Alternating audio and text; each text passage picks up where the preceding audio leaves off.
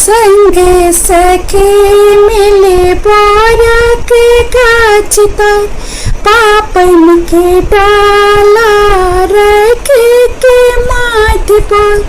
संग सखी मिले पारक गाछता पापन के डाला रखे के माथ पर।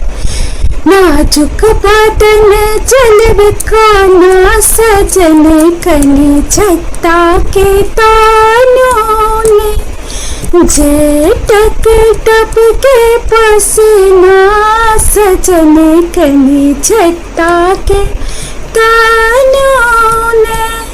लाल लिपस्टिक हाथ पे का सजन कली छत्ता के तानों ने। 16 सिंगार